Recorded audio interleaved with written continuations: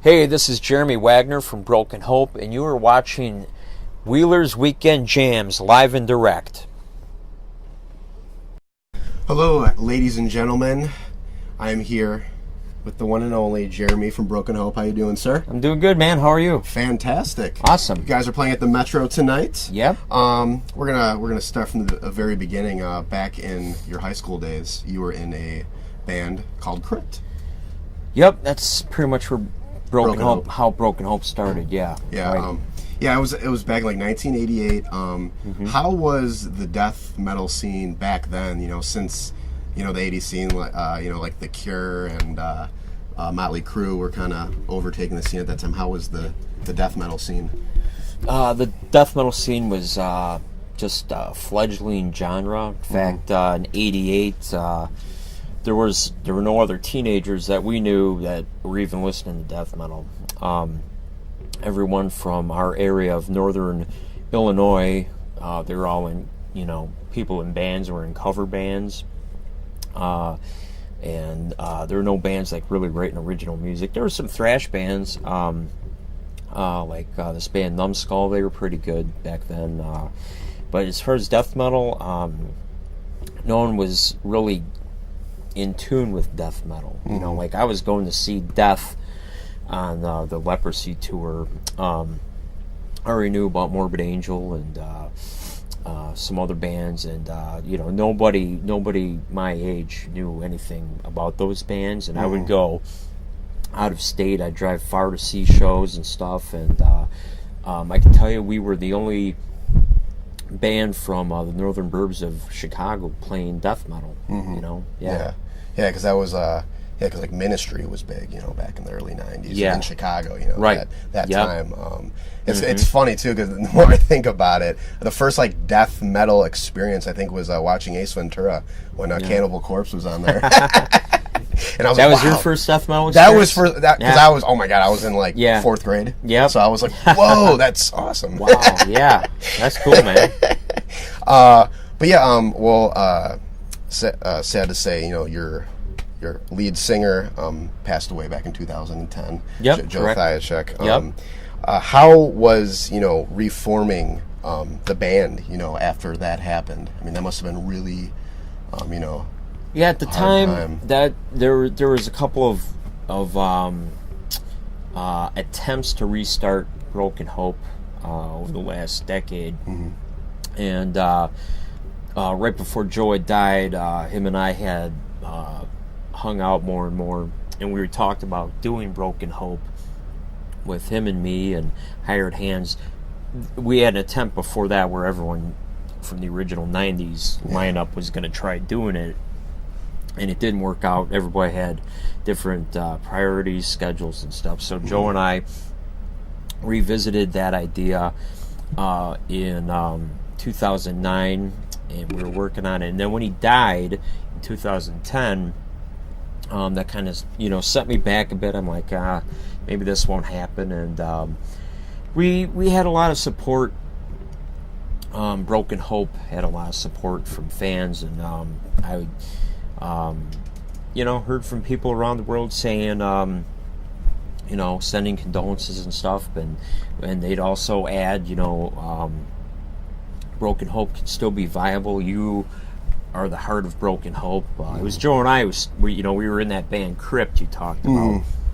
We started Broken Hope together and stuff, and through all the previous albums, it was always Joe and me.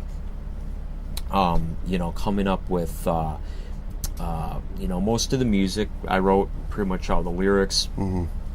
Joe would always put his stamp of approval on the lyrics and change things around and stuff. But we made a great team, and when I had fans telling me, well, you're still here, you're still alive, and you could still bring Broken Hope, we'd love to see you, wherever these people wrote it from. And I'm like, all right. It re-inspired me, I guess, instead of looking at tragedy as, well, I could never do this again, Exactly. I thought I could do it again, but it has to be the right lineup. And fortunately, Sean Glass, our old bass player, he wanted to join forces again. And then we got our drummer Mike, and then Chuck on lead guitar, and then Damien finally from Gorgasm, and everybody was like the best components for this lineup. And I have said before, it's like my disclaimer, no disrespect to the previous Broken Hope heritage or lineup, but this new lineup is just so much stronger, and I think one of the reasons that we're stronger and more professional is that everybody's more mature, than we were when we were in the 20s and stuff. Yeah. And it's amazing how things have worked out. I mean, we reformed, announced we were back, went on a huge comeback tour with Obituary, got signed at the same time we were on that tour, wrote and recorded Omen of Disease, which came out just last month, and we just got off another North American tour. We have a world tour set up. We're headlining the Metro tonight in Chicago. We've never headlined the Metro, and this is our first headline hometown show since 1997. So a lot's happened in 24 months or so.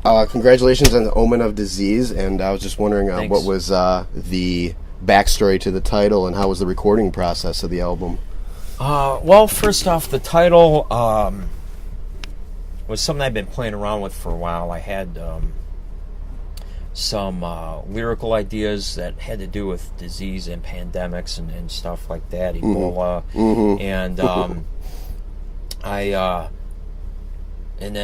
don't know, I can't really say, it's just one of those things that came to me out of the blue, where I'm thinking of disease and then a harbinger of disease. I'm thinking about where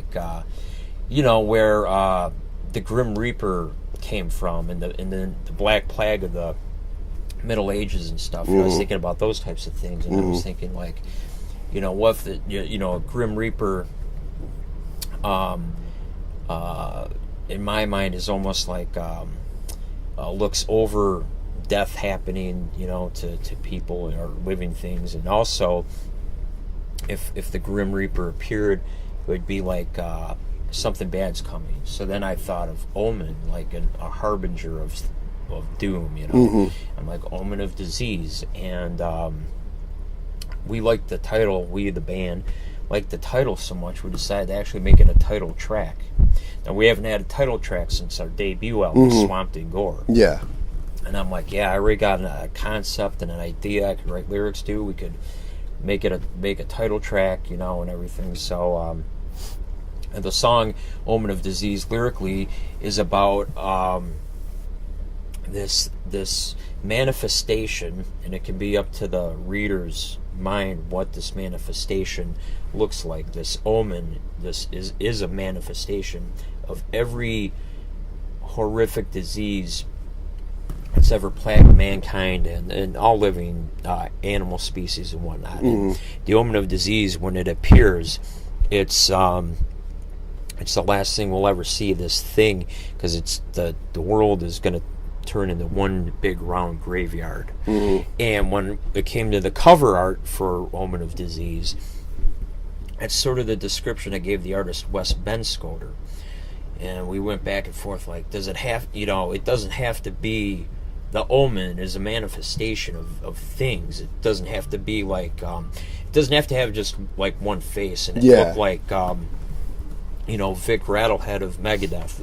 It's not something that you're just going to easily identify. And, exactly. And so Wes Benscoter, in his brilliance, he kind of came up with this abstract idea of when you look at the cover for Omen of Disease, that thing, that creature, that omen thing is the Omen of Disease, with a huge planet of tombstones, and it's like feeding, it's like almost taking sustenance out of death, like that corpse that it's holding on to.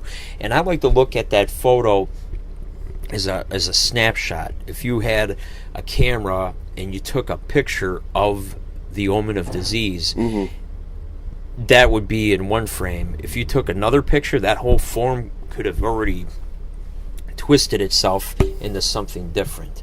And everything about it, though, as much as it changes or it does, it's many forms or formless or abstract.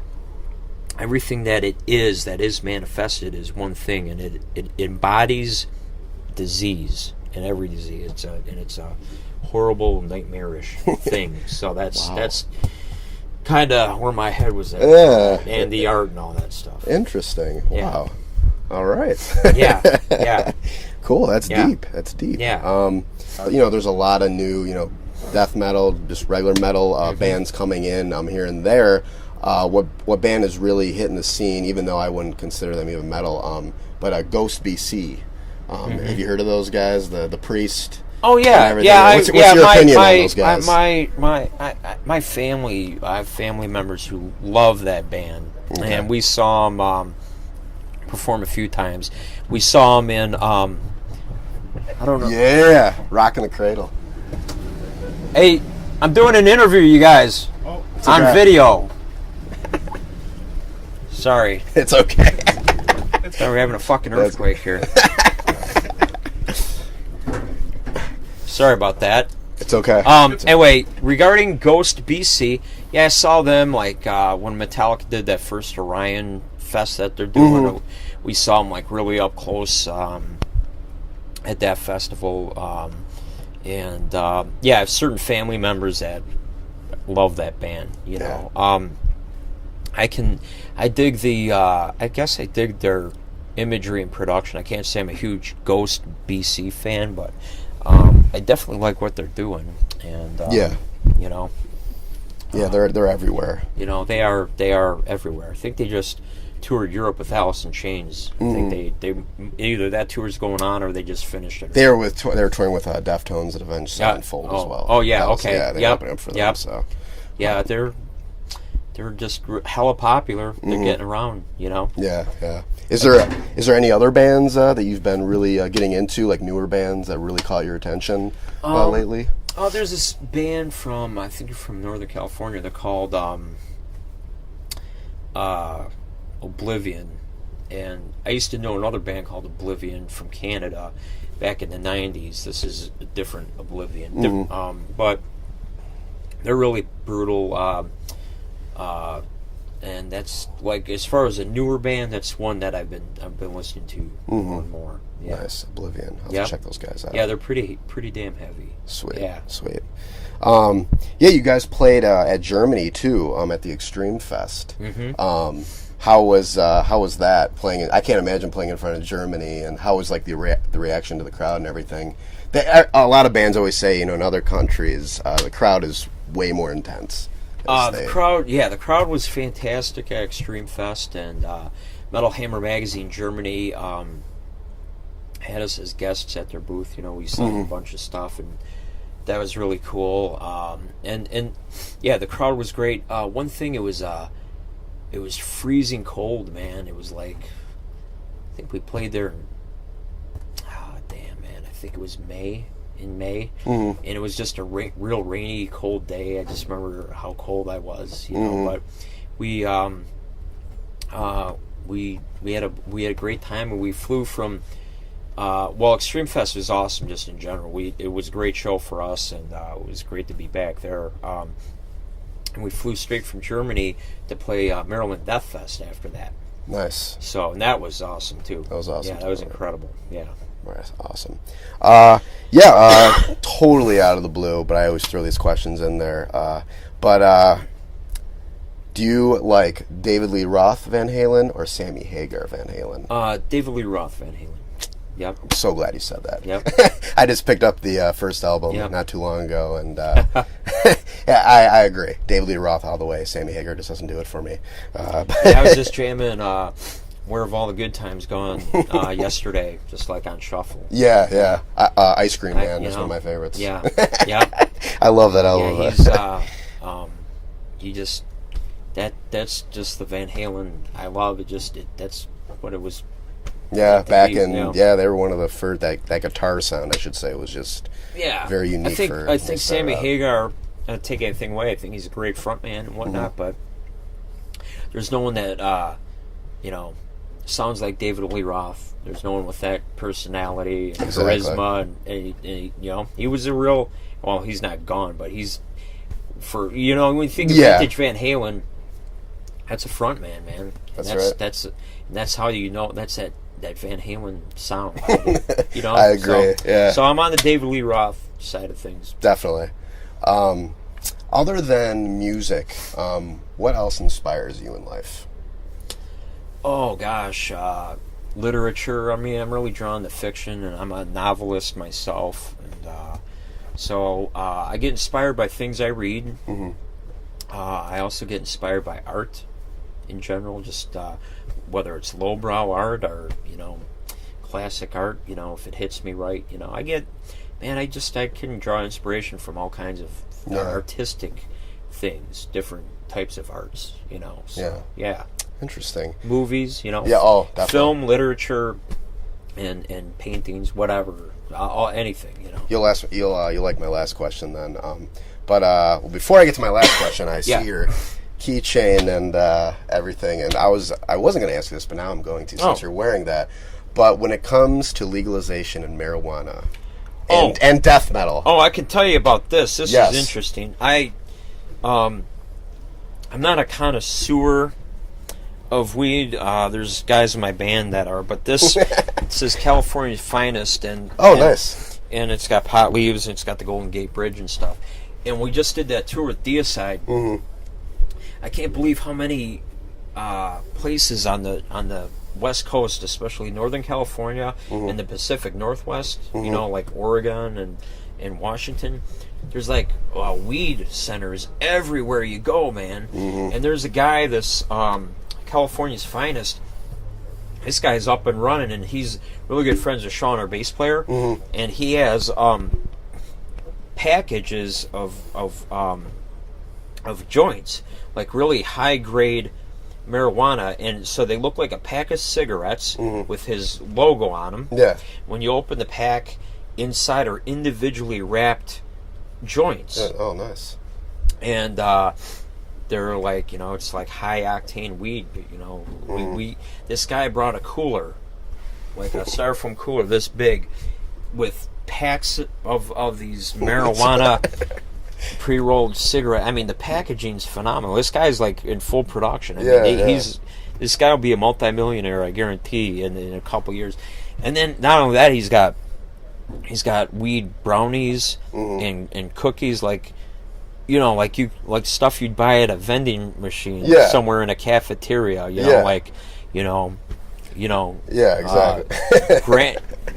Grandma Kettle's chocolate chip and weed cookies. It looks just like that, man. I tell you.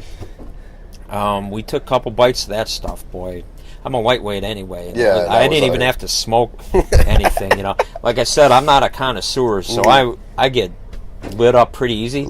But that guy gave us as a gift a Broken Hope here, man. And but this is just a promotional item. He's got just like.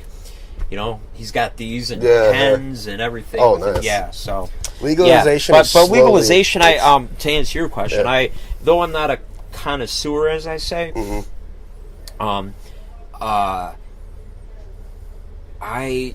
don't see one harm in marijuana. It's not like alcohol, for example. And I'm not bashing alcohol, but I've lost people in my family and friends to drunk drivers, like brutally gone. Those people were drunk. I've never heard of anyone being stoned on weed, wrapping their car around an oak tree or taking out a family in a van or something. Exactly. Yeah. Also to that end, cancer is a terrible friggin' thing. I've seen it throughout my family and friends, and my dad just went stuff, through it. So, and I've seen how weed helps them really, the nausea and stuff. In fact, I'll tell you this. Broken Hope's manager, Frank Watkins, who used to be an Obituary, he's now in Gorgoroth.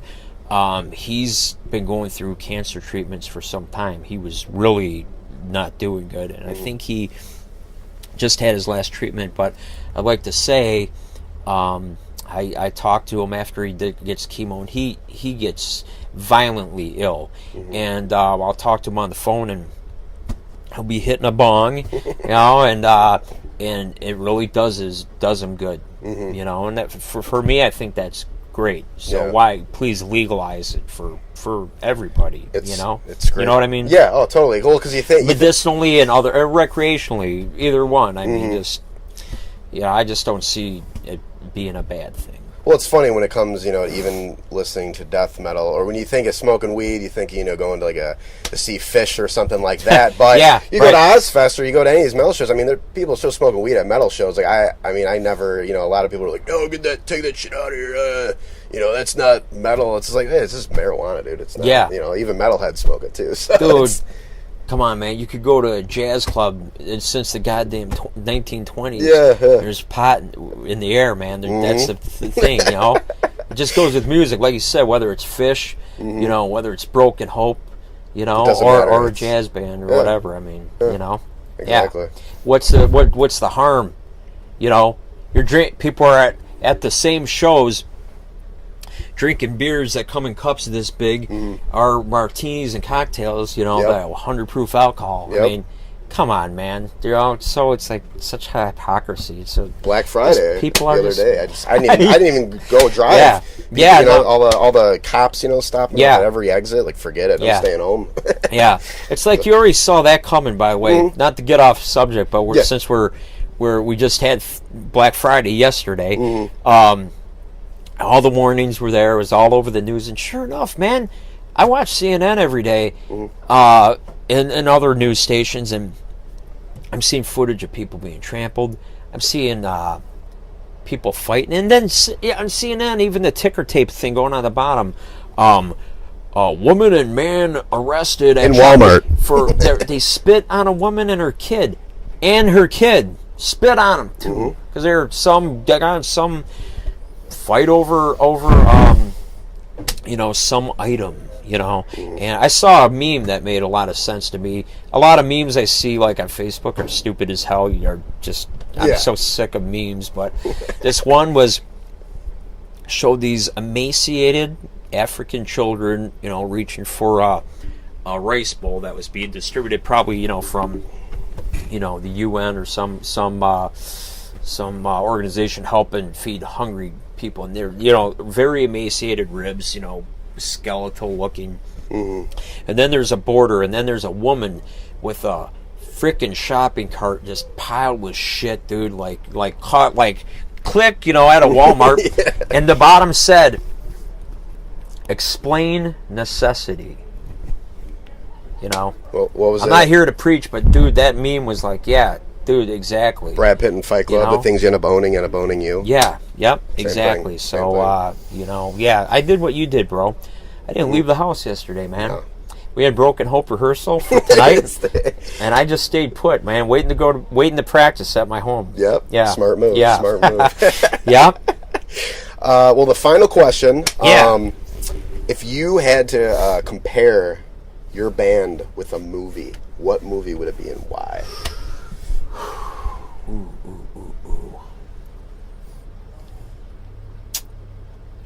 Okay, man. Take your time. I'll tell you. It's, I think the Broken Hope story, I'll give you an example. With Omen of Disease, we came out with also a companion disc. This is our 25th anniversary this year, 2013. Yeah. We have a companion DVD. It's the first time we ever did a DVD, and it's got a great documentary called 25 Years of Sickness, the Broken Hope story. And it was, I kind of produced and helped direct it. The real director, main guy behind that helped me with is a guy named Frankie Nassau. And he's done a number of documentaries, and he's an exceptional filmmaker. He's won all kinds of awards. But anyway, when him and I were talking about the Broken Hope story, we were like, it really is it's like a Greek tragedy. You start with a kid who had a dream of forming a band, a death metal band, and even in the beginning of the documentary, it's the screen is all black, and we took a nod from Goodfellas, because in the beginning, Ray Liotta as Henry Hill, you hear his voice.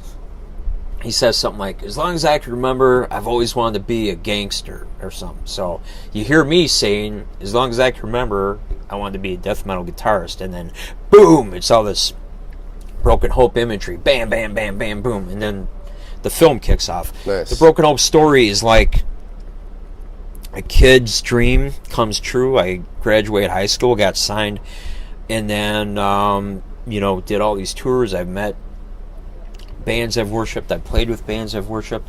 High points, low points, breakups, attempts to get back together, suicide, death, and then from all that shit in the ashes, rising back up, resurrected like a zombie, to be stronger, meaner, and bigger than ever before. And that is the Broken Hope story right now. And I would say, and this is might be a bold movie to say, but I'd say Godfather 2, where you see young Vito Andolini, who later changes his name to Vito Corleone. He escapes Sicily as his parents have been killed by warring, mafioso family, and he comes to America. The young boy grows up, and he finds the American dream, but he finds it through the mafia, and he becomes the Godfather, and he loses children. He climbs to, but he also ascends to great heights of respect and money and power, and but there's a lot of turmoil, and again a lot of story arcs. And I'd say that the Broken Hope movie would be The Godfather 2, because The Godfather 2 really covers it all, and you really see that backstory and up till now, and so you can kiss my hand now, because and start calling me Godfather, okay? Don Wagner. It's Jeremy the Metal Mafia right here. Fantastic. Well, Jeremy, I really appreciate you doing this interview. Thank you for the opportunity. Yeah, man. No problem, man. I'm delighted to be here, right here at the Metro. Yes, Broken Hope. Fucking headline in the Metro. This is a dream come true for me, man. Yes. So, thank you. Thank you very much. Rock out tonight. Yep, you know it. Ladies and gentlemen, thank you for watching this interview.